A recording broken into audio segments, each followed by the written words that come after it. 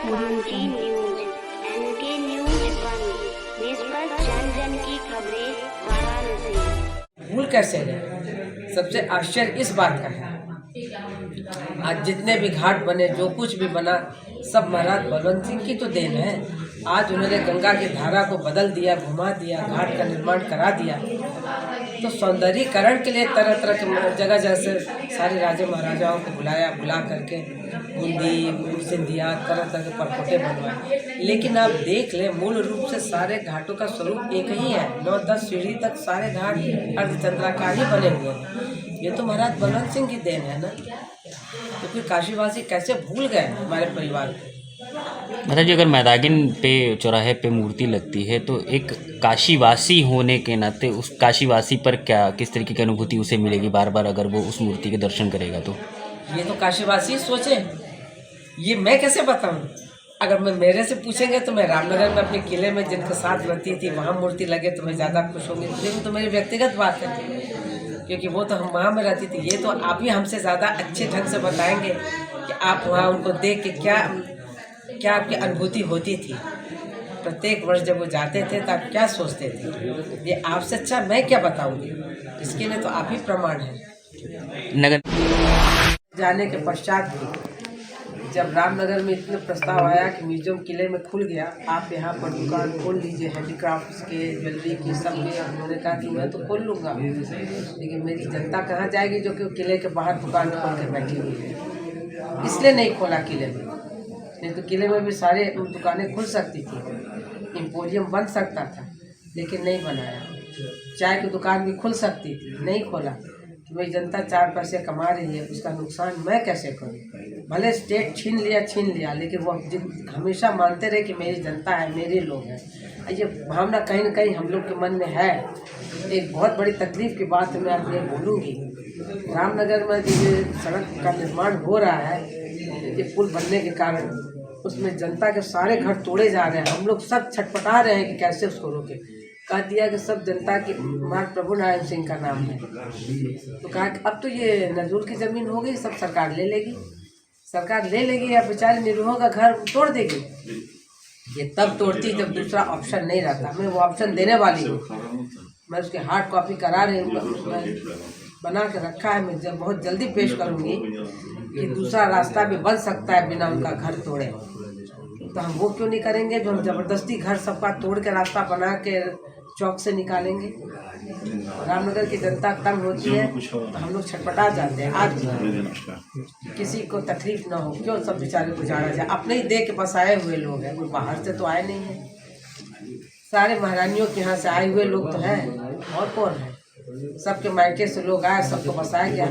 महाराज ये बलवंत सिंह ने जब वो स्टेट वो झगड़ा, अंग्रेजों से झगड़ा हुआ, सब नरहन से जहाँ से वो गोद आए थे धोबी तक ला के बसाए हुए। आप देख लीजिए रामनगर का धोबी कहाँ का है, वो भी गया का है। जितने लोग हैं गया के हैं, बिहार के हैं, समस्तीपुर के हैं, सब वहीं के तो ला के बसाए हुए हैं रामनगर। एक सवाल मैम यहाँ पे आता है कि ये जो आप मूर्ति की बात आपको खुद करनी पड़ रही है कि इस तरीके की मूर्ति लगाए, तो क्या ये जो डेवलपमेंट हो रहा है ये सही वे में हो रहा है? कोई भी डेवलपमेंट या कहीं ना कहीं त्रुटि? क्योंकि अभी आपने एक जिक्र किया रोड का, आप तो उसका ऑप्शन भी दे रही थी, तो कहीं ना कहीं वो डेवलपमेंट गलत तरीके से हो रहा है। मैं तो ऐसा मानती हूँ, क्योंकि जिस समय ये पुल बना उस समय हमने बहुत कोशिश की, बहुत कहा कि पुल का रास्ता अभी भी लेफ्ट से डाइवर्ट कर दो, गंगा किनारे सीधा निकल जाएगा, कहीं किसी को दिक्कत नहीं होगी। वो कटेसर के आगे निकलेगा और पड़ाव के पास निकलेगा, डुमरी के पास से भी मिल जाएगा। कई रास्ते, कई ऑप्शन है, किसी ने सुनी नहीं बात। हम अपनी आवाज़ सरकार तक पहुंचा नहीं पाए। सारे डेवलपमेंट बनारस में भी जो हो रहे हैं, फिर भी तो सब जाम हो रहा है, ढंग से थोड़ी हो रहा है। कहीं से भी रास्ता बना देना, चौड़ीकरण के नाम पर कुछ भी कर देने से सब थोड़ी हो जाता है। सोचना पड़ता है कि हम कम से कम तकलीफ दे के कैसे रास्ता निकालें। आप एक बना रहे, 2 मंजिल ऊपर कर दें और ऊंचा कर दें, लेकिन सबके घरों को तोड़ के बनाना कहाँ तक उचित है? जहाँ जरूरी है वही तोड़े। अब बनारस तो गलियों का शहर है, हम गलियों को क्यों नष्ट कर दें? गली यहाँ की सुंदरता है, यहाँ की जान है, यहाँ की आत्मा है। आत्मा को मत नष्ट करो। हम सौंदर्यीकरण के नाम पर आज हमने काशी विश्वनाथ मंदिर को टूरिस्ट प्लेस बना दिया। कॉरिडोर कहते हैं, कॉरिडोर कहने में मुझे शर्म आती है, दुख होता है। आध्यात्मिक प्लेस को जहाँ से आज सैकड़ों साल से पुराणों से लेकर वेद से लेके यहाँ पर आए बिना किसी की ज्ञान की वो नहीं होता था, पूर्णता नहीं होती थी। तपस्या की पूर्णता तभी होती थी जब काशी आए। काशी किस लिए आना?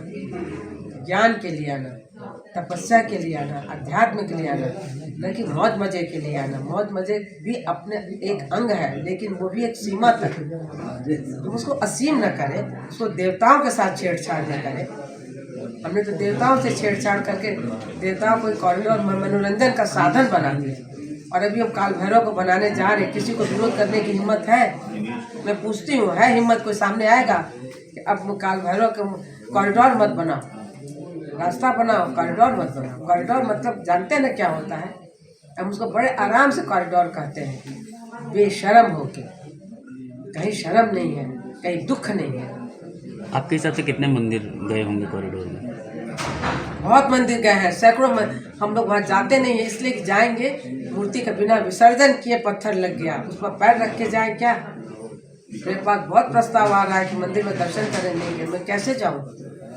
अगर हम मानते हैं हिंदू धर्म को, सनातन संस्कृति को, तो हम मूर्तियों पर पैर रख के जाएं क्या? जो पत्थर के नीचे दबा दिए गए, तो आप उनका विसर्जन कर दीजिए सार्वजनिक रूप से, फिर मैं जाऊंगी।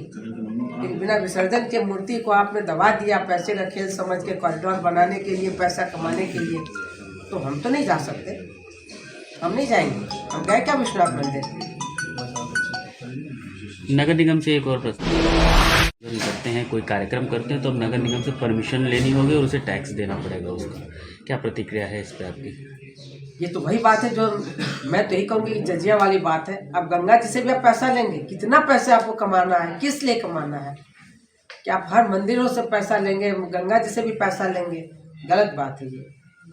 आप जनता के लिए है कि आप जनता से हर समय शोषण करने के लिए है? राजा जनता का शोषण नहीं करता, पोषण करता है। अब वर्तमान का राजा तो आप ही है ना, आज अपना राजधर्म निभाइए। हम तो आपको वही मानते हैं, चाहे आप लोकतंत्र के ही तो राजा हैं।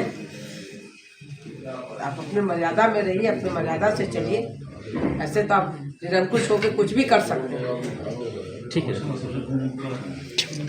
लीडर क्रांति न्यूज।